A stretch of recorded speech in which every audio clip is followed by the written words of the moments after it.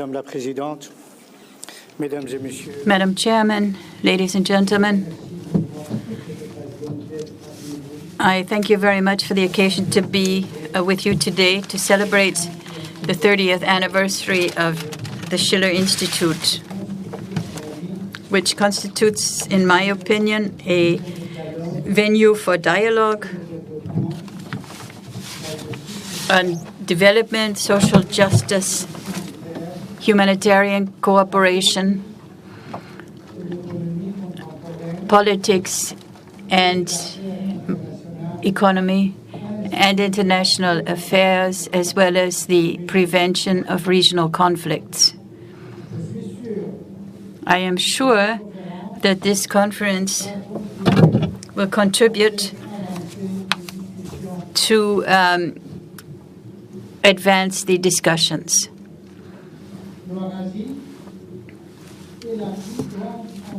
Eurasia is the largest territorial entity in the world with a constant geostrategic importance. It encompasses the former republics of the former Soviet Union, the Balkan countries, the ex-countries of the East Bloc in Central Europe, as well as Iran, Turkey, China, India, Pakistan, and Afghanistan. This critical center of Eurasia, where the crises arrive, is mainly in the central region. That is in Bosnia-Herzegovina, Kosovo, Chechnya, Adjara, Ossetia, Karabakh, Tajikistan, Afghanistan, and the Kurdish inhabited regions of Turkey. The United States, Russia, China, Germany, and Japan are the countries that can play an important role on the Eurasian political scene and change its geopolitical situation. Besides their economic impact, Germany and Japan could play a greater role in the development of events in Eurasia. But most of their neighboring countries would oppose their supremacy in the region. Russia and China are the two major powers intervening in Eurasia.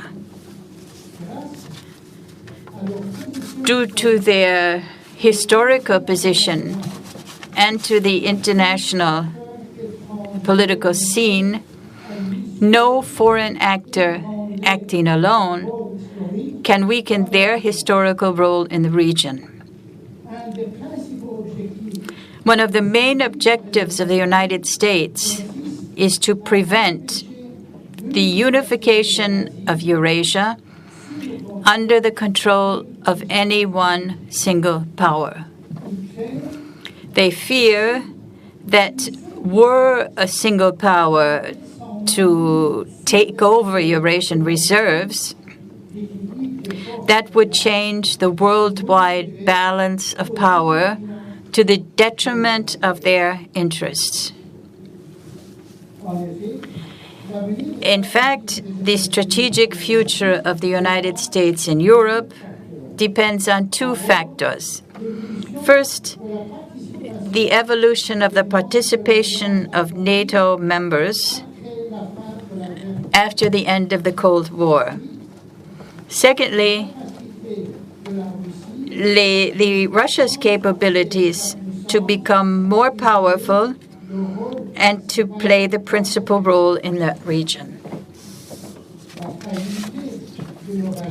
The fragility of Eurasia is mainly due to security factors in Eastern Europe, in Central Europe, in the Balkans, and in the former Soviet republics, which tends to drag out the rivalry between the major powers. After the disintegration of the Soviet Union, U.S. macro strategy was to canalize the former Soviet republics, the East Bloc countries, and China into the international economic system. But after the end of the Cold War, Eurasia remained the main stage of rivalry between the two major powers. Some 75% of the world population lives there, and most of the planet's wealth is located in that region. Some 60% of worldwide income and nearly 3/4 of the known energy reserves belong to Eurasia. All nuclear powers, with one exception, are in Eurasia. For the American states, Russia's return to the stage of geopolitical rivalries in Eurasia means the return of the Cold War period. United States interests in the new Eurasia fall into two categories. In the short term, the U.S. insists on non-proliferation of weapons of mass destruction, which would endanger their security and that of their allies.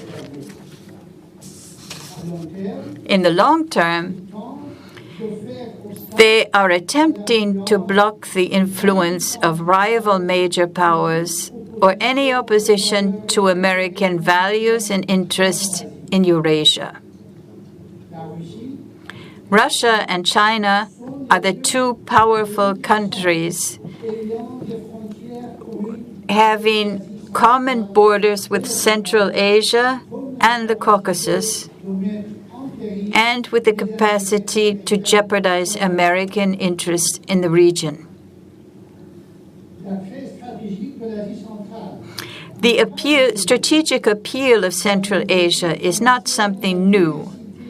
What is new is the diversity of the strategies and the developments that threaten this region.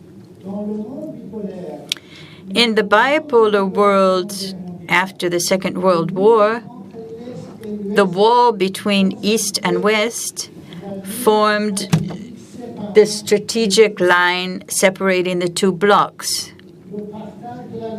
The division of Germany, the birth of Communist China, and the obstacle of Formosa, the Korean War, and the emergence of two Koreas, the crisis of the wars for independence of the colonies in East and South Asia, the wars in Vietnam and Cambodia, and the two pacts, NATO and Warsaw, confronted each other. Before Europe, Asia, and the United States were directly targeted by nuclear weapons and Star Wars, Moscow declared defeat, thus ending the 70-year nightmare of Western conservatives. And that set the beginning of a new era on the world chessboard. The vacuum that was created was filled by the West gradually. NATO remained intact, while the Warsaw Pact disappeared. The alliance of East European countries was quickly replaced with the help of the local anti-communists supported by the conservative regimes, which allied, and those regimes then allied with NATO. These developments took place just as the capital of the communist world had to deal with the crisis of its transition from the socialist to the capitalist system.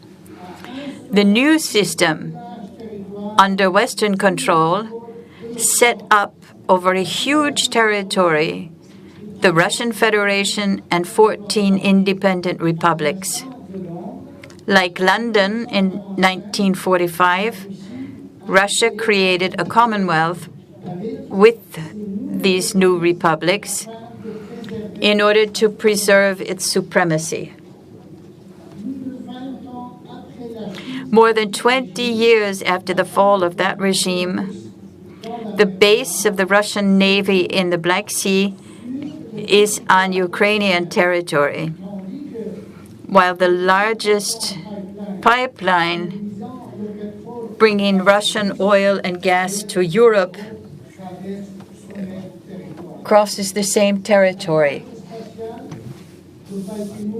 The cosmodrome at Baikonur is located in Kyrgyzstan. In these republics, where the domination of the Communist Party over 70 years was not able to fundamentally change the social structure, there came, one after the other, the war between Azerbaijan and Armenia over Nagorno-Karabakh, the civil war in Uzbekistan against religious fanatics, the tribal and religious civil war in Tajikistan, internal conflicts in Georgia against the separatists of North Ossetia and Abkhazia,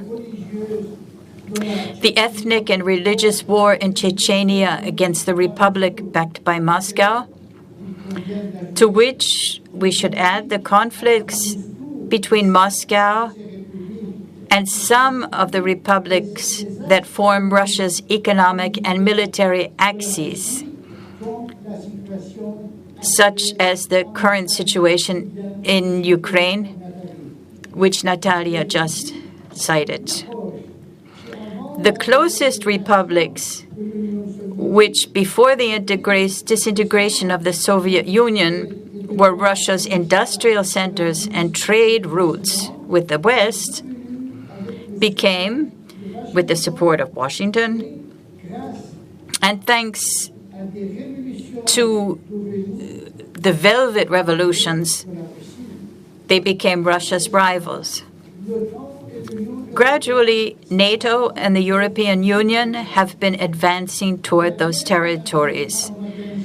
The war in Afghanistan was an opportunity for Washington to establish military relations with the relevant Asian republics. While the United States staged a show of force in Afghanistan and in Iraq, Beijing and Moscow created a Shanghai Defense Pact with the participation of the Asian republics of the former Soviet Union. Besides the Strategic Defense Pact, Moscow became involved in creating a network around the Caspian Sea, extending its trade relations to the Persian Gulf basin. Le Caucase a été en permanence sous le contrôle de l'influence de trois. The Caucasus was continuously under the control and influence of three regional powers: Russia, Iran, and Turkey. Although over the past years, the United States and Europe also entered into this region, the impact of the first three powers remains more important than the influence of the newcomers. The weight of Eurasia in maintaining international security is significant. That particularity transformed this region into one of the international hotspots of rivalry among the major powers.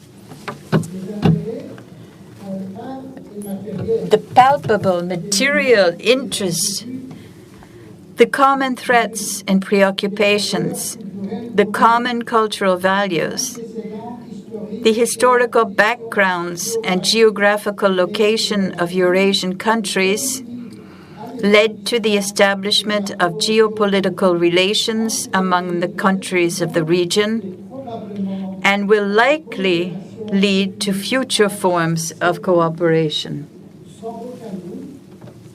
There can be no doubt that Eurasia, given its various capacities, constitutes one of the locomotives of the world economy, and any development there will have an impact on the international order.